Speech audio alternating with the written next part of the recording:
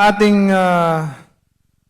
mga members, grassroots members, Pilaban,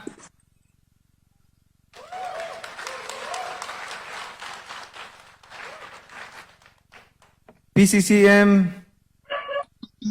movement, MP4P movement, MPPM, USMP, MP Panalo ang Puso, MP Nation, Fulfill, MP SIM, Pacman para sa Bayan, MP BARM, MP Grassroots, Great Leaders, MP3, PCM, and PROMD. And of course, to my sister-in-law, Lurili Pacquiao, to our Honorable Senator Coco Pimentel, Congressman Lito Atienza,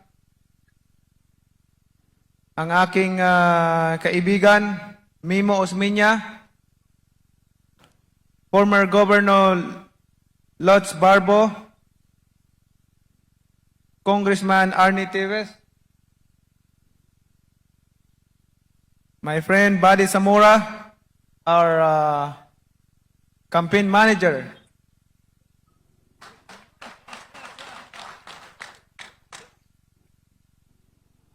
Army Di Matilio,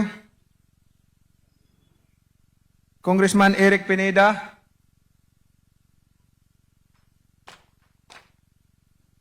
PDP National Executive Committee, Vice Governor Lagman,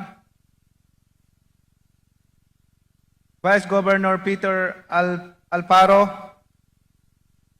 at sa aking asawa, siyempre, baka ma-outside di Colombo ako. Ang aking asawang napakaganda, nag-iisang asawa, walang iba kundi si Jinky Pacquiao.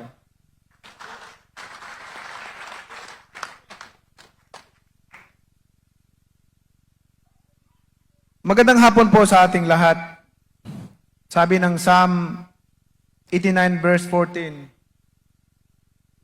righteousness and justice is the foundation of a prosperous and strong nation.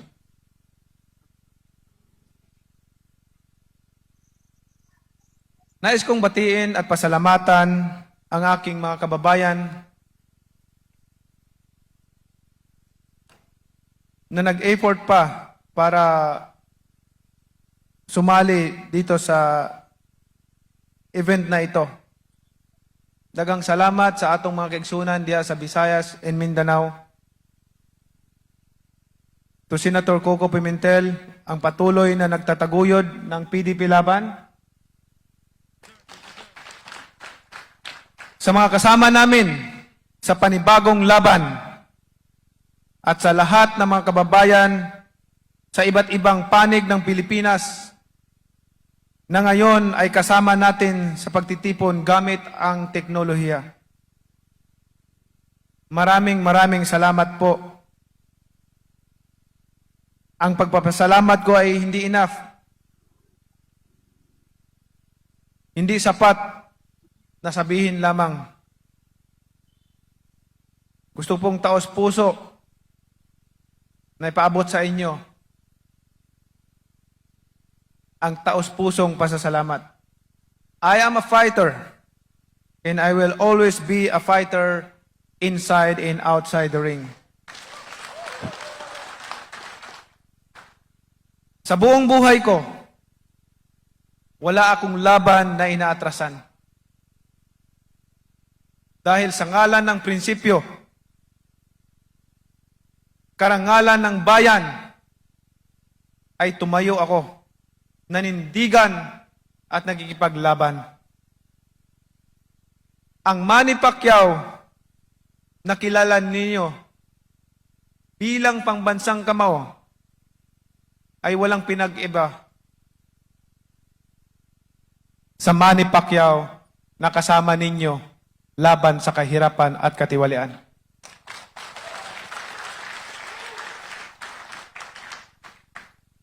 Sa loob ng ilang buwan, ako ay nanahimik. Ako po ay walang sinabi. Ako sa gitna ng kabila-kabilang pagsubok dito mismo sa loob ng ating partido. Ang PDP Laban na aking tinanggap, kinalinga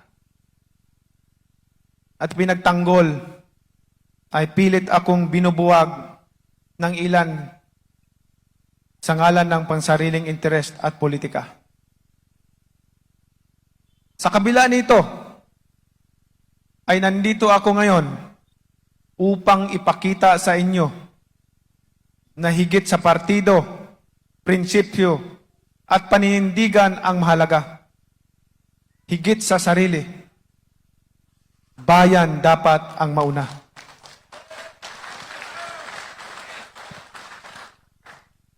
Sa mga nagtatanong kung ano ang aking kakayahan, naranasan niyo po bang magutom? Naranasan niyo na po bang walang makain? Ang mangutang sa kapitbahay o mag-aabang ng tira sa karinderya? Alam niyo po ba ang pakiramdam ng isang Pilipino na nakipaglaban sa boxing, nagpapabugbog sa kalabang mas malaki at mas malakas para makabili ng pagkain? Ang Manny Pacquiao na nasa harapan ninyo ngayon ay pinanday ng hirap. Si Manny Pacquiao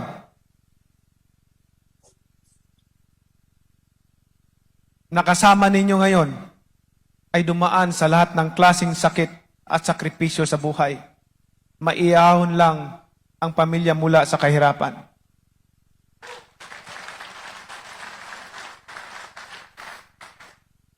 At ang Manny Pacquiao na pilit nilang pinababagsak ay ilang bisis nang bumangon, nagsikap at nagtagumpay.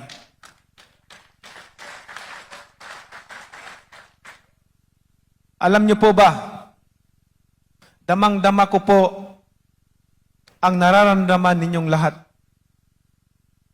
Alam ko ang hirap na naranasan ninyo at alam ko ang pagod na po kayong lahat.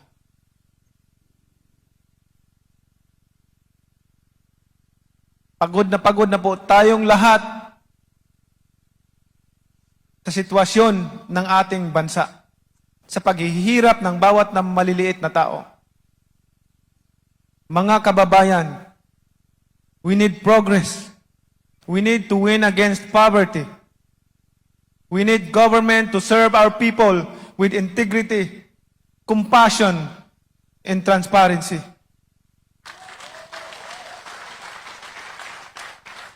Sawang-sawa na tayo sa mga pangako ng pagbabago. Inip na ang taong bayan, nagtatanong, kailan ba matatapos ang kanilang paghihirap? The time is now. Ngayon na ang panahon. We are ready to rise to the challenge of leadership.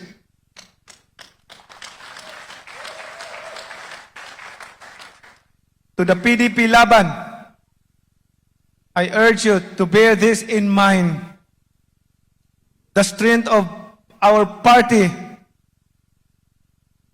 lies in the trust of our people.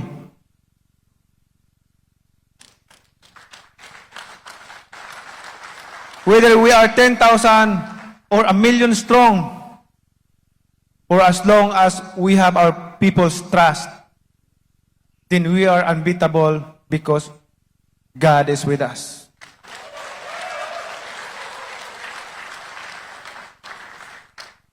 Ngayon, sa takdang araw na ito,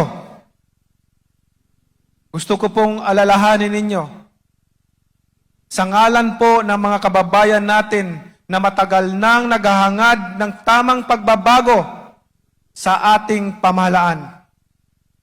Tapat na panunungkulan at serbisyo sa mamamayang Pilipino. Buong puso ko po, buong tapang at kababaang loob ay umaasa po ako sa inyong suporta.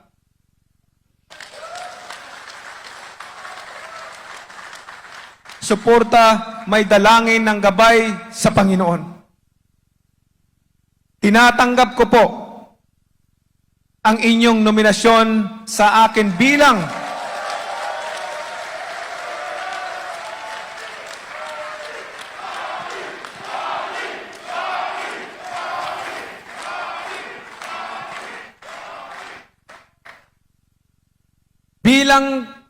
kandidato sa pagkapangulo ng Republika ng Pilipinas.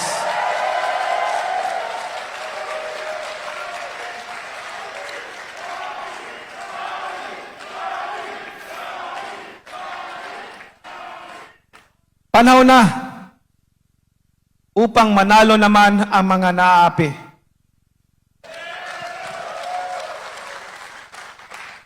Panahon na upang makabangon ang bayan natin na lugmok sa kahirapan. Panahon na ang isang malinis na gobyerno kung saan bawat sentimo ay mapupunta para sa bawat Pilipino. Mga kababayan ko sa Visayas at Mindanao,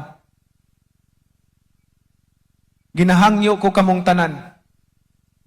Mag-uban-uban ta, magkahiusa ta para sa tinud-anay nga pagbag-o para sa atong kalambuan.